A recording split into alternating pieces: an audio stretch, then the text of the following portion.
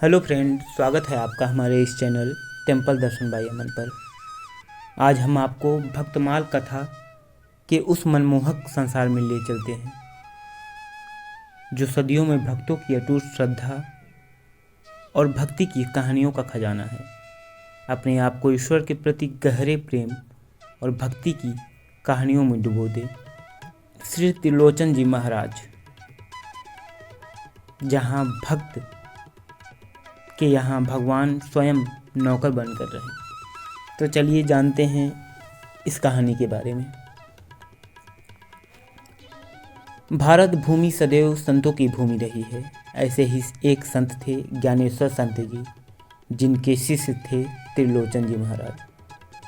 त्रिलोचन जी महाराज वैश्य थे। वैश्य में वे महाजन थे। त्रिलोचन जी महाराज बहुत साधु सेवी थे। साधु संतों की सेवा किया करते थे। उनकी कोई संतान नहीं थी। भगवान कृपा से धन की भी कोई कमी नहीं थी। महाजनी का काम अच्छा चल रहा था। व्यवसाय के उपरांत उनका समय साधु संतों की सेवा में ही व्यतीत होता था। सेवा के प्रभाव से उनके मन में किसी प्रकार का अभाव नहीं था। वह सदैव प्रसन्न मुद्रा में ही रहते थे। उन्हें कभी इस बात का अभाव नहीं हुआ कि उनके बेटा या बेटी नहीं है। वह कहते थे कि प्रभु की इच्छा ही, नहीं हुआ तो नहीं हुआ। लेकिन एक बात की चिंता उनके मन में रहने लगी कि अब हम बूढ़े हो चुके हैं और हमारे ठाकुर जी की सेवा कैसे होगी। और ठाकुर सेवा तो अपने हाथ के करने की चीज़ है, किसी नौकर चाकर के हाथ से नहीं की जा सकती। व्यक्ति को स्वयं से ठाकुर जी की सेवा में संलग्न होना चाहिए। अभी तक त्रिलोचन महाराज जी अपनी पत्नी के साथ ठाकुर जी की सेवा किया करते थे, परंतु जब उनका शरीर वृद्ध हो गया, वह सोच रहे थे कि अब प्रभु की सेवा कैसे हो पाएगी। त्रिलोचन जी महाराज सदैव इसका चिंतन करने लगे कि अब कैसे साधु संतों की सेवा होगी, क्योंकि ठाकुर जी त्रिलोचन जी महाराज की यह दशा सहन नहीं कर पा रहे थे। इस कारण उन्होंने स्वयं नौकर बनने की सोची और ठाकुर जी स्वयं नौकर बनकर आ गए। अब ठाकुर जी नौकर के स्वरूप में त्रिलोचन जी महाराज के पास पहुँचे। ठाकुर जी की ऐसी विचित्र रूप धारण किया हुआ था, जिसमें फटी सी कामरी, फटे पुराने कपड़े, 15-16 साल की उम्र, केस घुंघराले, परंतु स्वरूप अति सुंदर। परंतु ऐसा लग रहा था जैसे महीनों से नहीं नहाया हो। यहाँ पर त्रिलोचन जी महाराज नाम जप कर रहे थे। उनके नेत्रों से अश्रु प्रवाहित हो रहे थे और चिंतन कर रहे थे कि प्रभु कोई सेवक मिल जाता जो संतों की सेवा करता रहता। तब तक ठाकुर जी आए। सेठ जी राम राम। त्रिलोचन जी ने अपने नेत्र खोले। सोचने लगे, बड़ा सुंदर बालक है, लगता है नहाता धोता नहीं है। फटे पुराने कपड़े पहने हैं, पैर में पुरानी सी जूती है। उन्होंने पूछा, बेटा तुम्हारा क्या नाम है? ठाकुर जी बोले, अरे बाबूजी, नाम सुनकर क्या करोगे? तुलसी जी महाराज ने कहा, अरे नाम तो जोड़ी है ना, नाम बताओ बेटा, नाम क्या है आपका? ठाकुर जी ने अपना नाम बताया, अंतर्यामी। त्रिलोचन जी बोले, नाम तो बढ़िया है, अंतर्यामी तो तुम सबकी अंतर मन की जानते होगे। ठाकुर जी मुस्कुरा कर बोले, नहीं। त्रिलोचन जी ने पूछा, आप कहाँ रहते हो? ठाकुर जी ने बोला, ऐसा कोई हमारा ठिकाना नहीं, जहाँ जहाँ मिलती है वहीं रहते हैं। त्रिलोचन जी को लगा बेचारा अनाथ है। त्रिलोचन जी ने पूछा, तुम्हारे माता पिता का परिचय? ठाकुर जी बोले, अगर हमारे माता पिता होते तो हमारी यह हालत थोड़ी होती, हम भी कहीं किसी अच्छी हालत में होते। त्रिलोचन जी महाराज बोले, तो ऐसे क्यों भटक रहे हो? ठाकुर जी बोले, हम कुछ धंधा पानी के लिए भटक रहे हैं। धंधा पानी मिल जाए तो उधर पोषण हमारा सही से हो जाए। त्रिलोचन जी बोले, कुछ काम धंधा जानते हो?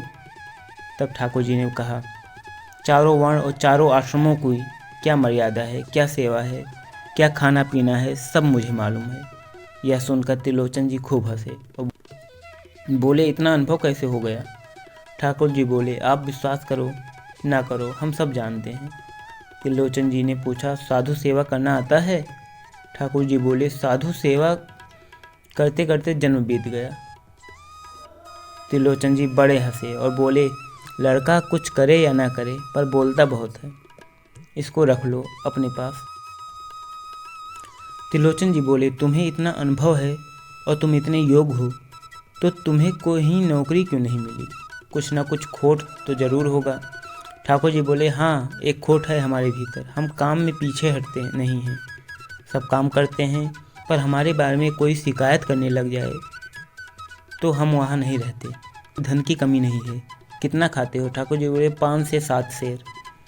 ठाकुर जी ने ऐसा क्यों कहा, यह विचारणीय था, क्योंकि अगर घर में ठाकुर जी विराजमान हैं तो उन्हें कम से कम 5 शेर का भोग अवश्य करना चाहिए, नहीं तो दोष लगता है। त्रिलोचन जी ने कहा, आप 10 शेर खाओ, 12 शेर खाओ, हमारी तरफ से खाने में कोई कमी नहीं है, पर साधु सेवा में कोई कमी नहीं आनी चाहिए। ठाकुर जी सोचने लगे, बड़ा उदार भक्त है।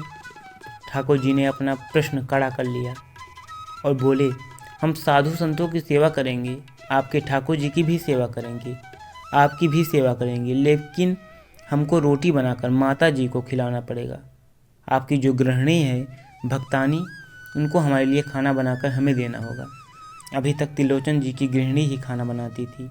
उन्होंने अपनी गृहिणी से कहा, सेवक तो एक मिल गया है, परंतु इसने एक विचित्र शर्त रखी है, तुम्हें अपने हाथों से खाना बनाकर इसे खिलाना होगा। त्रिलोचन जी की पत्नी बहुत ही सरल थी। वह बोली, अरे कोई बात नहीं, मैं बना दिया करूँगी। लोग कहते हैं ना, तुम्हारे बेटा नहीं है, बेटा नहीं है, अब मैं इसे अपना बेटा मानकर ही इसे खिलाऊंगी। त्रिलोचन जी महाराज की यहाँ पर ठाकुर जी ने 13 महीने सेवा की। सब तरह की सेवा, चौका बर्तन से लेकर झाड़ू लगाने तक, खाना बनाने तक, सब सेवा ठाकुर जी ने त्रिलोचन जी के घर पर करी। उतना ही नहीं, ठाकुर जी कभी कभी त्रिलोचन महाराज जी की मालिश भी किया कर देते थे, उनके कपड़े धो दिया करते थे। ठाकुर जी ने त्रिलोचन जी महाराज के घर पर आने से रिद्धि सिद्धि बहुत बढ़ गई। साधु संत भी वहाँ बड़ी संख्या में आने लगे। उत्सव महोत्सव बहुत होने लगे। जो साधु जिस प्रकार की वस्तु पाना चाहता था, भगवान वही वस्तु बना देते थे और सब संतों की निरंतर सेवा किया करते थे। समाज में त्रिलोचन जी महाराज की जय जयकार होने लगी। त्रिलोचन जी महाराज के यहाँ साधु संतों की बड़ी सेवा हो रही है। ऐसा करते करते 13 महीने बीत गए। एक दिन त्रिलोचन जी की गृहिणी एक घर में गई। वहाँ पर सभी माताएं मिलकर चर्चा करने लगी कि एक माता जी ने त्रिलोचन जी की गृहिणी से बोला, अरे तुम्हारे यहाँ अंतर्यामी क्या आया है? स्वयं भगवान जी ही आ गए हैं। ऐसी रिद्धि सिद्धि घर में आ गई है। सब और नगर में सेठ जी की जय जयकार हो रही है। सेठ जी के रंगत तो बदल गई है, पर तुम अभी भी वैसे ही की वैसी ही हो, दुबली पतली। तो उन्होंने कहा, अब उनको करना ही क्या पड़ता है, कुछ नहीं, खाली माल फेरते हैं, भजन करते रहते हैं, थोड़ा बहुत धंधे पानी की बात करते हैं। अब उनको कोई काम नहीं है। माता जी ने फिर कहा, आपको भी कोई काम नहीं होगा, अंतर्यामी ही आपका सारा काम करते होंगे। त्रिलोचन जी महाराज की गृहिणी के मुख से निकल गए, यही तो बात है, अंतर्यामी सब करता है, पर अंतर्यामी की सेवा हमको करनी पड़ती है। अच्छा, क्या सेवा हाथ दबाना पड़ता है, कपड़ा धोना पड़ता है? बोले, नहीं, उसको भोजन करना पड़ता है। अरे बहन, क्या खाता होगा, 16-17 साल का लड़का है, 2-4 रोटी खाता होगा। त्रिलोचन जी की गृहिणी बोली, अरे नहीं, 5 शेर 7 शेर एक बार में ही खा लेता है। अच्छा, देखने में तो नहीं लगता है इतना खा लेता होगा। त्रिलोचन जी महाराज की गृहिणी मुख से यह बात निकलते ही ठाकुर जी अंतर ध्यान हो गए। ठाकुर जी जब अंतर ध्यान हो गए तो त्रिलोचन जी बहुत दुखी हुए।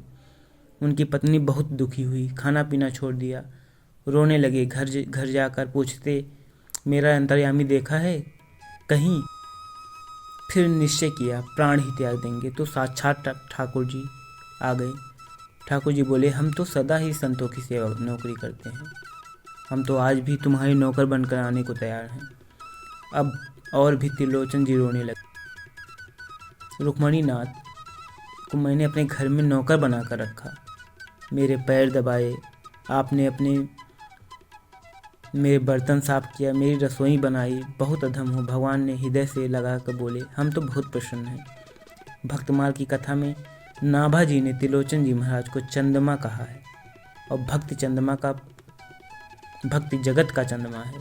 सिखों को जो पवित्र गुरु ग्रंथ साहिब है, उसमें भी त्रिलोचन जी महाराज के पद सम्मिलित किए गए हैं। तो कैसा लगा आपको आज का यह वीडियो, आज की ये कथा? अपना प्रतिक्रिया कमेंट बॉक्स में ज़रूर दें। धन्यवाद। मिलते हैं कल एक नए वीडियो के साथ, एक नए भक्त के साथ।